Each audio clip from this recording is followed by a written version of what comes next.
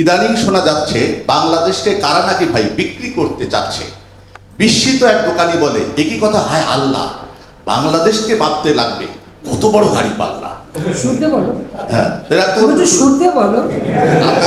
আমি ঘরে গিয়ে সুর দিয়ে বলবো। হ্যাঁ, এখন হ্যাঁ, তুমি গানের সুর দিয়ে বলো। সুর দেওয়া আছে, এটা সুর করেছি এবং আমরা বিভিন্ন কালচারাল অর্গানাইজেশন যখন গিয়েছিলাম আপনার পক্ষে, এটা আমি আপনার বাসায় গিয়ে সুর দিয়ে শোনাবো। এখন আচ্ছা, এখানে আমি একটা কথা জিজ্ঞেস করতে চাই যে এই যে আমরা এ পর্যন্ত জাতির পিতা বঙ্গবন্ধু শেখ মুজিবুর রহমান আমাদের যে পররাষ্ট্র নীতিমালা দিয়ে গেছেন, সকলের সাথে বন্ধুত্ব, কারোর সাথে বৈরিতার নয়। আমি কিন্তু এই নীতিটা মেনেই কিন্তু চলে যাচ্ছি, এগিয়ে যাচ্ছি। কখনো কিন্তু এই প্রশ্নটা আসেনি যে কোথায় মানে ব্যালেন্স কম হলো, কোথায় কি হলো, এটা কিন্তু আসেনি। এসেছে বলেন, আপনারা এটা কোনো কিছু পেয়েছেন না?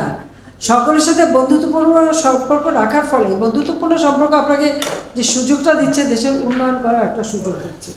তা আমার কাছে এটাই সব থেকে বেশি গুরুত্ব, যে আমার দেশের মানুষের কল্যাণে, মানুষের উন্নয়নে, এবং বিশেষ করে দেশটাকে উন্নয়নের করার জন্য যার সঙ্গে যতটুকু বন্ধুত্ব দরকার আমি সেটা করে যাচ্ছি।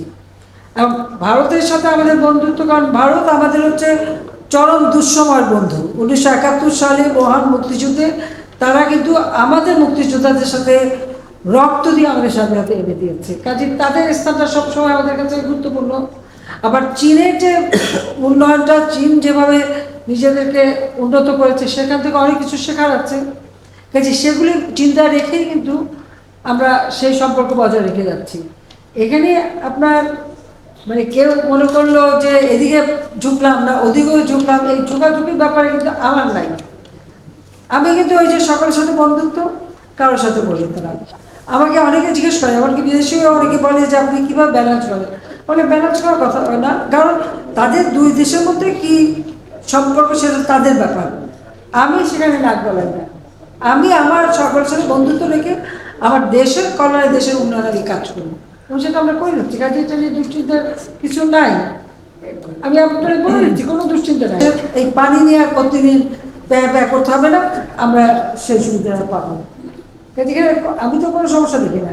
বা আমি ভারতে প্রাইম মিনিস্টার মোদী যখন আমাকে দাওয়াত দিলেন তার শপথ অনুষ্ঠানে যেতে, আমরা গেলাম।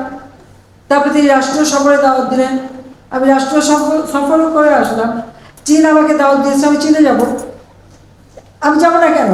আমার বাংলাদেশ সভরেন দেশ, আমি সবার সাথে বন্ধুত্ব নিয়ে চলবো। কার কি সমস্যা তাদের সাথে থাকে, আমার না। আমার দেশের মানুষের কতটুকু উন্নতি করতে পারি সেটাই আমার। এইবার অনেকক্ষণ পরে